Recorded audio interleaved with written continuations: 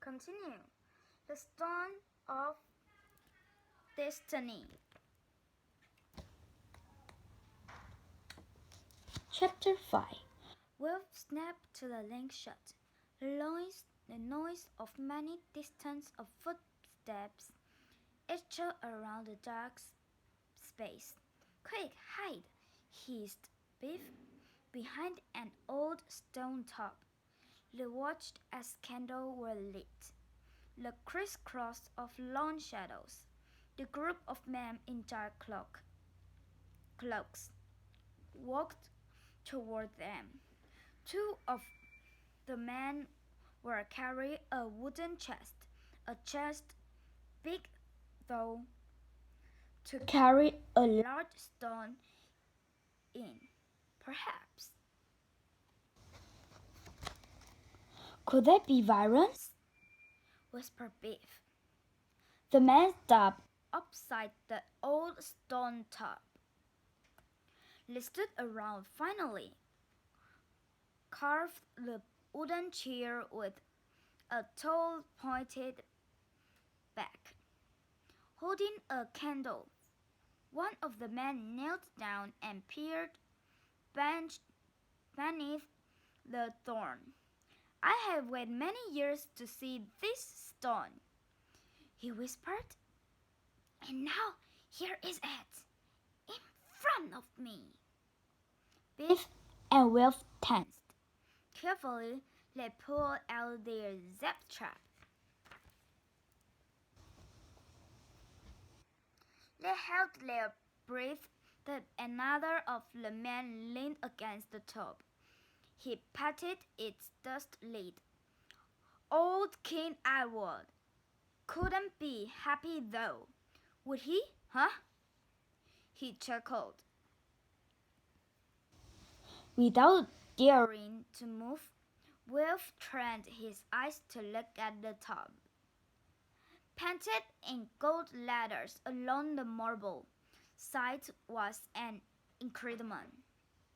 inscription. The tomb of King Edward I, Hammer of the Scot. The man who had been kneeled stood up. Shall we do this, gentlemen? He said. the wooden chest Was opened. Biff gripped her zap trap. He signaled to Wolf and to stand by. I'll make Myself ready, said another man. And he took off his black coat to reveal a tunic of finely spun gold. He slowly sat down on the thorn and sighed. In the glow of candle, his clothes seemed to similar majestically. The other man revealed similar fine robes. Beneath their cloaks, two of them looked like priests. What is going on? Murmured Wolf. One of the priests spoke to a man sitting in the thorn. As you know, sir, tonight it's our last chance to practice the ceremony. He reached into the chest and pulled out a heavy gold coin. Tomorrow is the day you will be crowned King of England. The man on the throne chuckled.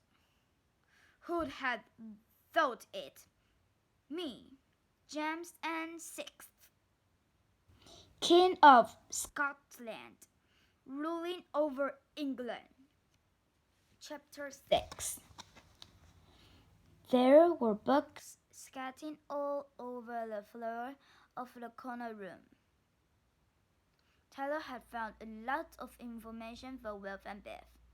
The trouble was, their link had been switched off for some time. Tyler had tried Chip and Keeper instead. I look at Biff and Wolf 1603. They're in London, Westminster, Abbey, near the river, and get this, you too. 1603 was the year Elizabeth I died. She had no children, so England was out of monarchy. What happened? Chip's voice sounded fuzzy over the speaker. In a nutshell, Scotland, the Scottish King James, became England king too. Despite the heat He's from the speaker, Taylor heard Chip guessed. So the old Scottish man was right. It is a stone of destiny. Wherever it ends up, a Scottish king would rule. Unless perhaps the Baron get involved. Repelled Tyler. We all learned. You too. They want that stone. Why else would they attack two different points in time?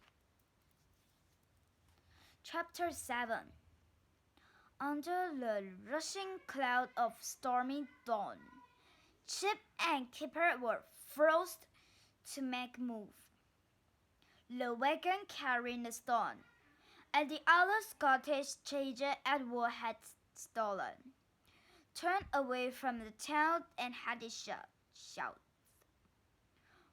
with their hands Lower against the freezing rain, none of English wagon drive noticed as Chip and Kipper broke from the undergrowth and clambered over the side into one of the wagons. though forest At a lone cliff top, the line of wagons slowly jolted its way towards England. Chip and Kipper hid under the cover next to the stone.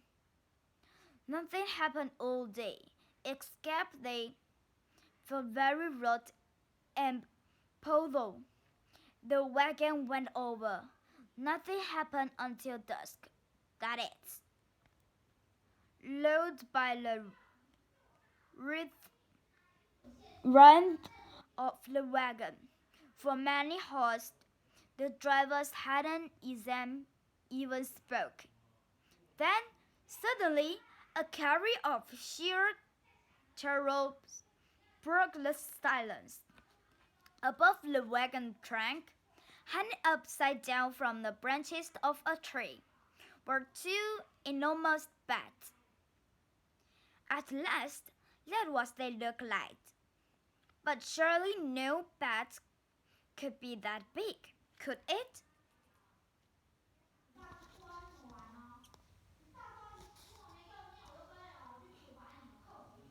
they were more Like a man in long black coat.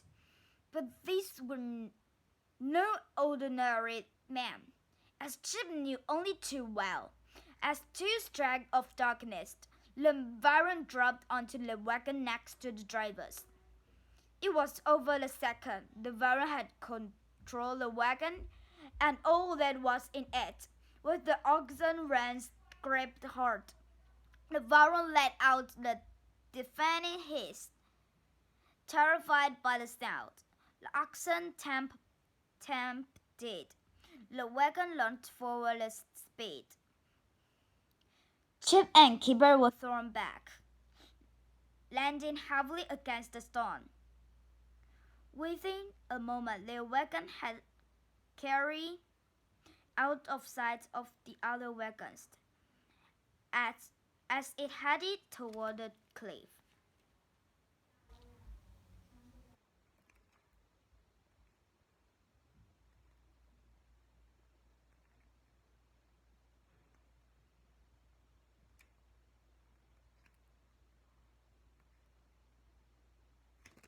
The end. See you next time. You can see the next video and you will know more about the Stone of Destiny.